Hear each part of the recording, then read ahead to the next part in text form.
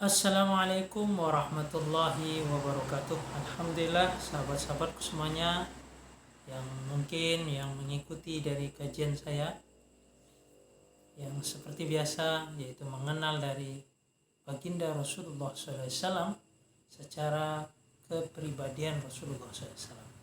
Tentu di sini saya mengulang-ulang dari kajian ini tidak ada tanpa alasan, melainkan kita perlu ketahui bahwasanya tidak ada insan yang mulia ataupun budi pekerti yang bisa menunjuk manusia kepada sebenar-benarnya menjadi manusia yang baik zahir dan batin, melainkan dari junjungan kita baginda Nabi Muhammad SAW.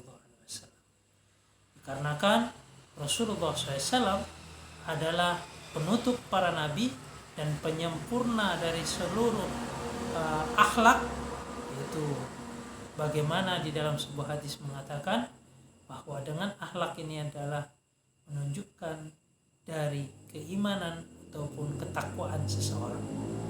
Sebagaimana dalam sebuah hadis itu diceritakan dari Anas bin Malik radhiyallahu an, makarimil akhlak min amali ahlil jannah, yang mana kurang lebih mafhumnya akhlak yang mulia ataupun akhlak yang indah adalah tanda dari seseorang itu memiliki amalan yang mulia, yaitu di surga, atau bisa juga dikatakan amalan-amalan orang ahli surga.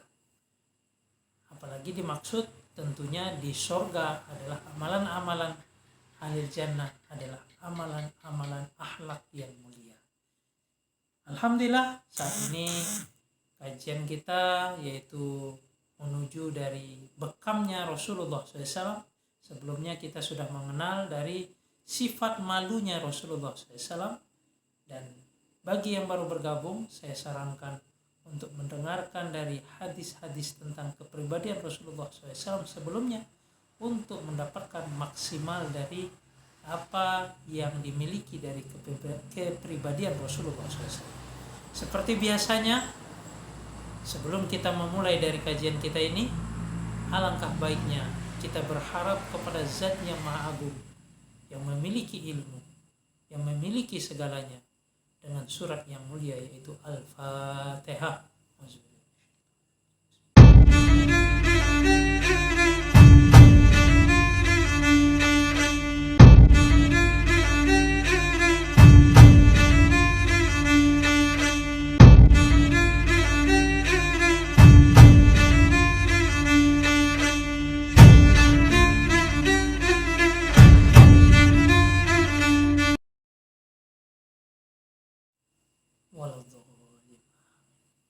Alhamdulillah sahabat-sahabatku semuanya, saat ini kita akan melanjutkan dari kepribadian Nabi di dalam menjaga kesehatan beliau.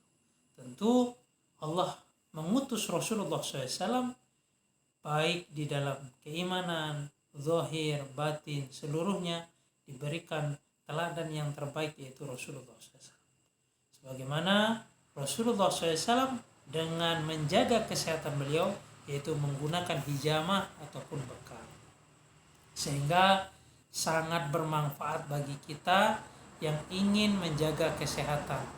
Tentunya tidak menutup kemungkinan menjaga kesehatan dengan cara konsumsi obat dan lainnya, namun cara yang terbaik dibawa oleh orang yang mulia, yang tentunya itu adalah suatu hal yang terbaik untuk menjaga kesehatan, yaitu bekam. Karena di dalam unsur darah kita ini ada peremajaan darah. Wallahu a'lam, itu mungkin jurusannya para dokter, yang mana kurang lebihnya saya pernah mendengar bahwasanya ada peremajaan darah. Wallahu a'lam. Dan Rasulullah SAW dengan mengistiqomahkan atau menjaga dari bekam hijamah ini, dengan cara itulah beliau menjaga dari kesehatan.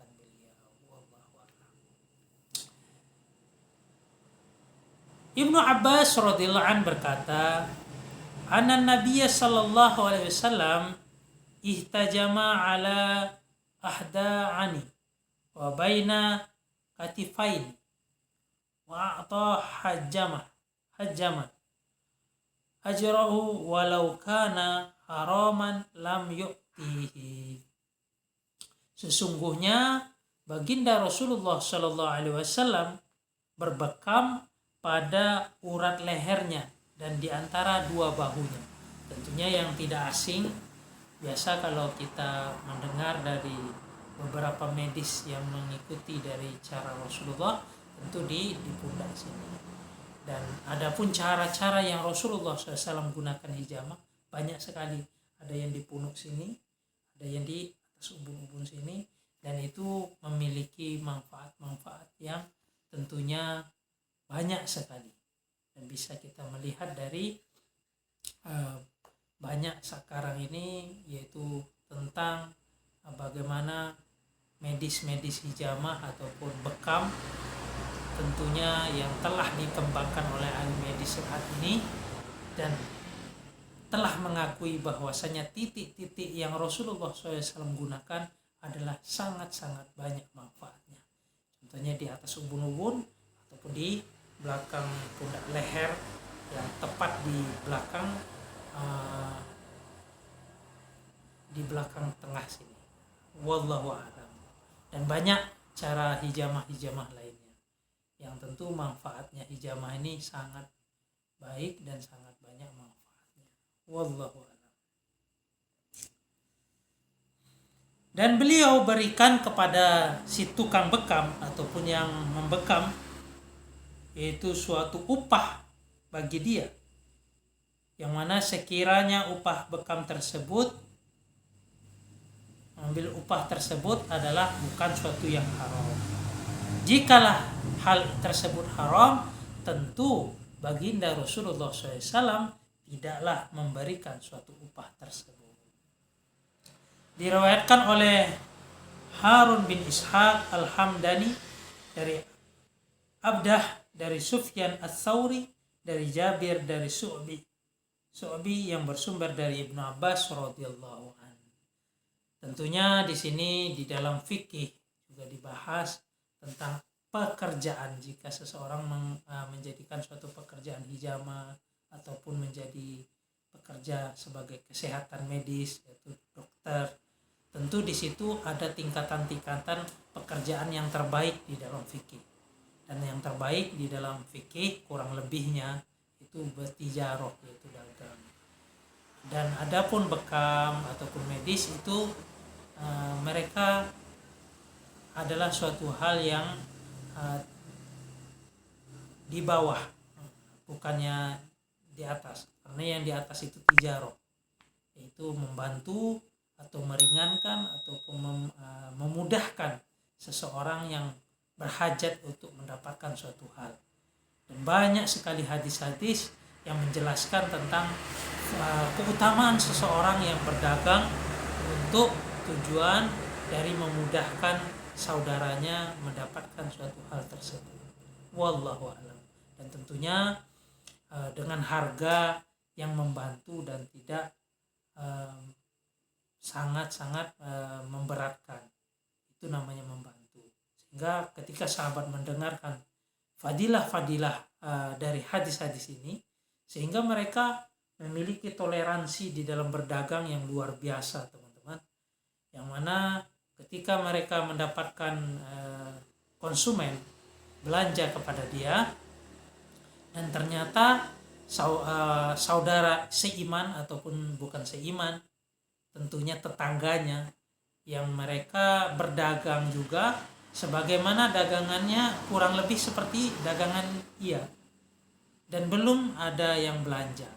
Sehingga apa yang dilakukan sahabat tadi, dia mengatakan, wahai fulan, kalau ada yang belanja nih, yang kedua atau yang ketiga, wahai fulan, itu saudara saya belum ada yang belanja untuk produk kita sama.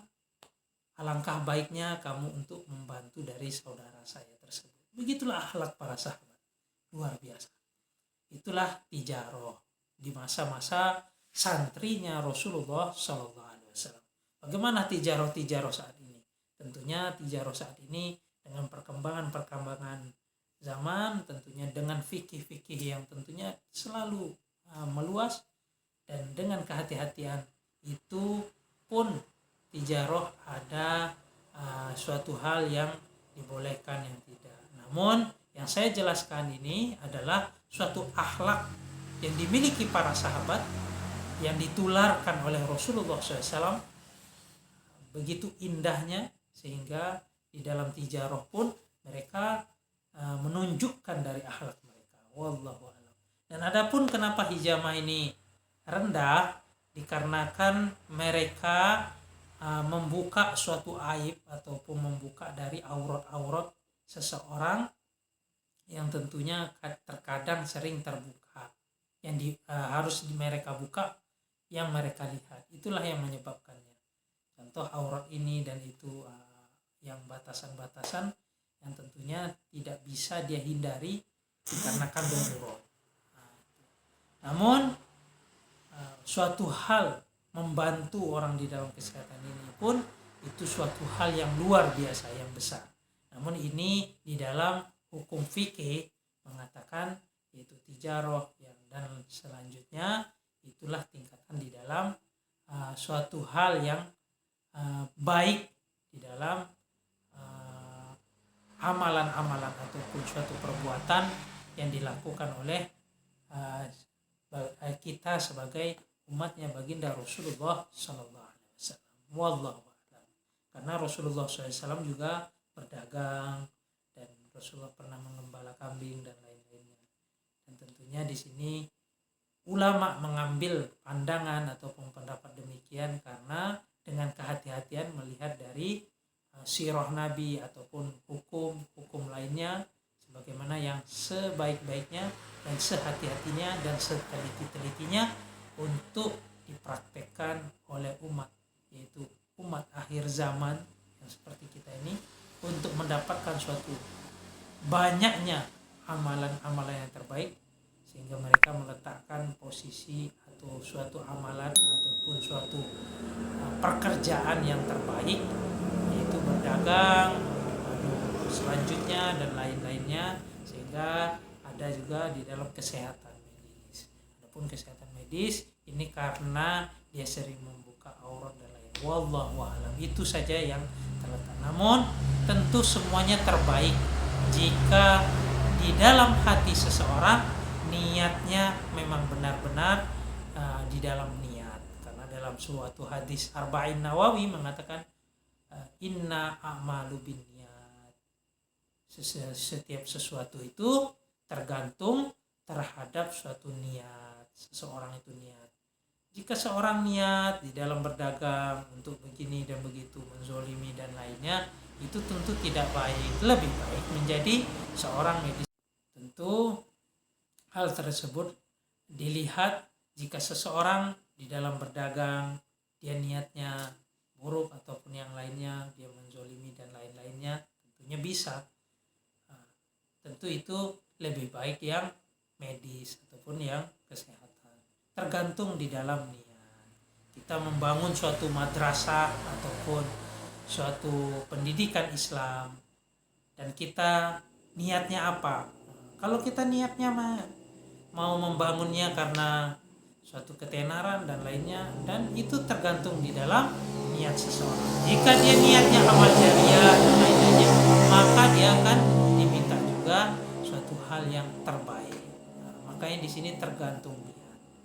Dan bahwasanya di dalam sebuah hadis dikatakan innallaha la yanzur, sesungguhnya Allah tidaklah melihat ila suwarikum wa amwalikum, dari rupa, wajah maupun harta, walakin yanzur, akan tetapi yang dilihat ila qulubikum wa amalikum, hati dan amal kalian.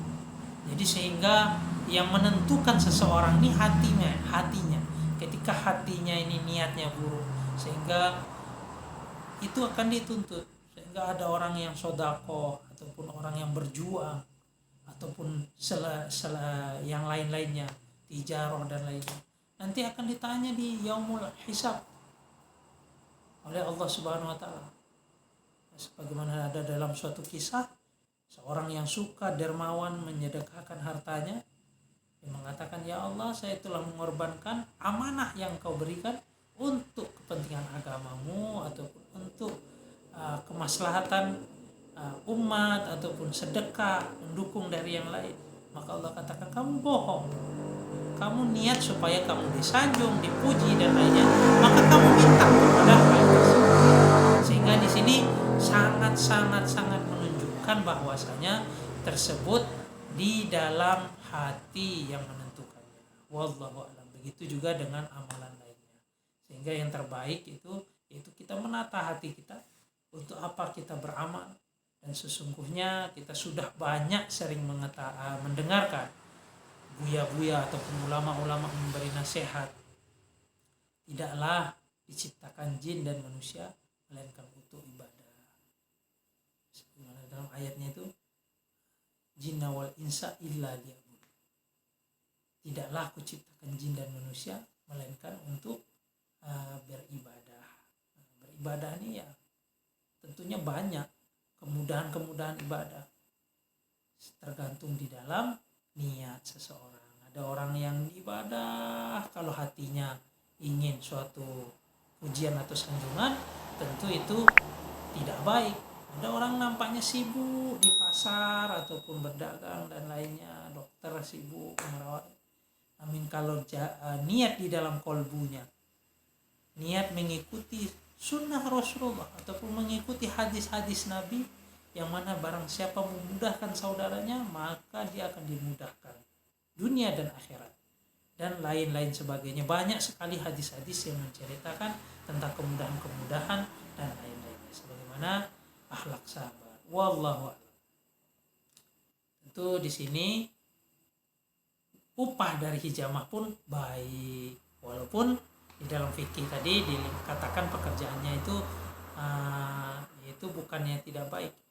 Pekerjaan yang terbaik adalah tijarah dan lainnya. Namun perlu kita ketahui bahwasanya hal tersebut kita harus bertanya mengenai muamalah, muasyarah, ubudiyah, akhlak kepada alim ulama, bagaimana supaya benar-benar kita ini di dalam suatu niat di dalam suatu amal ataupun suatu pekerjaan dan perbuatan tersebut benar-benar ditolong Allah untuk terjaga kolbu kita, benar-benar hanya mencari ridho Allah dan niat untuk ibadah. Semoga kita yang mendengarkan kajian ini kita dilindungi oleh Allah Subhanahu wa taala di dalam memiliki akhlak yang mulia, sehingga perjumpaan kita kepada Rasulullah SAW, perjumpaan kita kepada Allah Azza wa Jalla, kita telah memiliki kesempurnaan iman yang mana nanti akan disambut oleh Rasulullah SAW di Yaumul Mizan, di tempat-tempat padang hisab, dengan diberikan telaga kausar dari tangan Rasulullah. Amin amin ya rabbal alamin. Kita lanjutkan dari tentang hijrah. Ibnu Umar radhiyallahu an bercerita. Ibnu Umar radhiyallahu an telah bercerita. Anna Nabiy sallallahu alaihi wasallam da'a hajjaman. Wa jama'ahu wa sa'alahu kam kharajuka. Wa qala salasatu aso'an. Fa wudi'a anhu so'an wa ata'u ajrahu. Sesungguhnya Nabi SAW memanggil seseorang tukang bekam. Maka ia telah membekam dari baginda Rasulullah SAW. Dan beliau bertanya kepadanya, si tukang bekam tersebut, yang mana status dari tukang bekam tersebut adalah seorang budak. Budaknya seorang budak lah.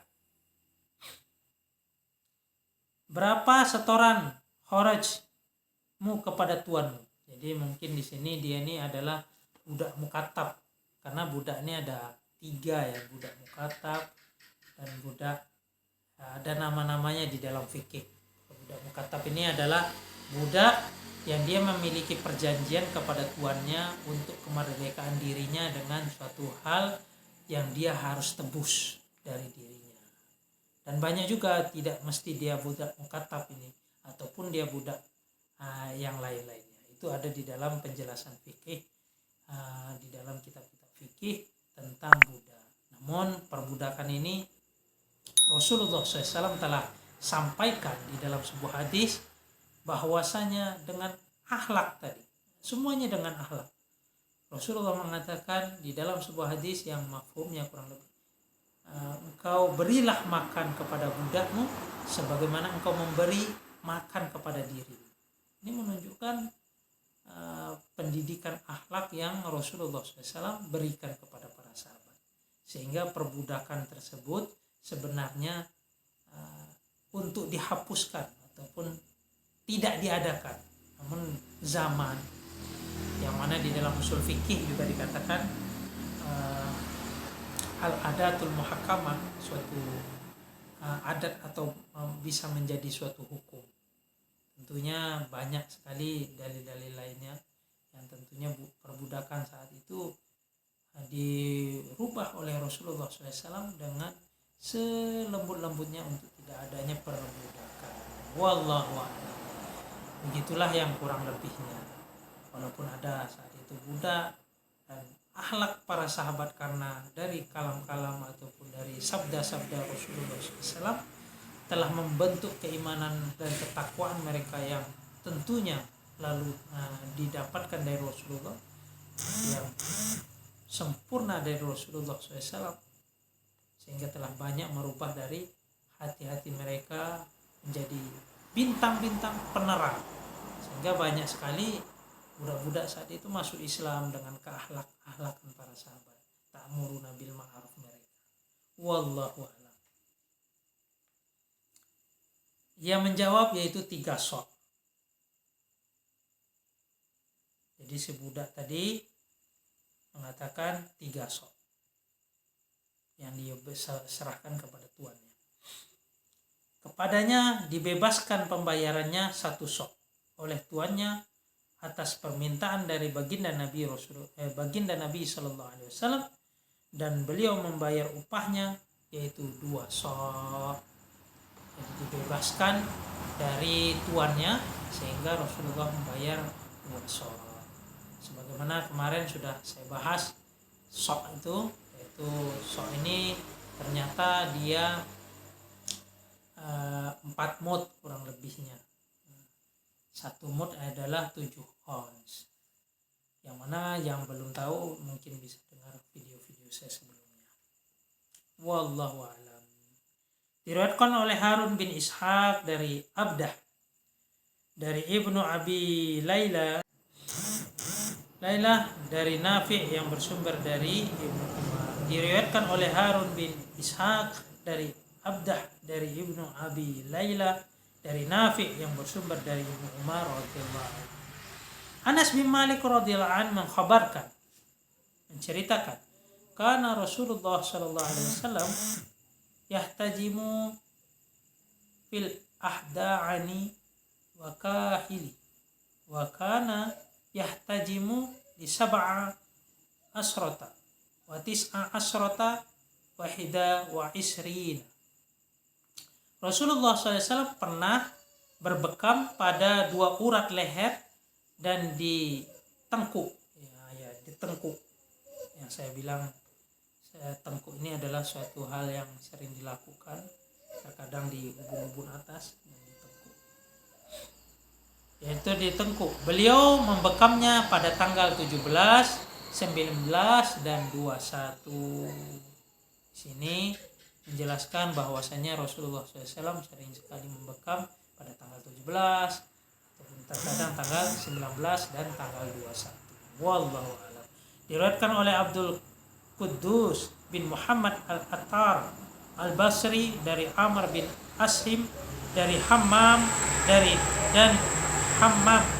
dan diriwayatkan pula oleh Jabir bin Hazm, mereka menerima dari Qatadah yang bersumber dari Anas bin Malik radhiyallahu anhu.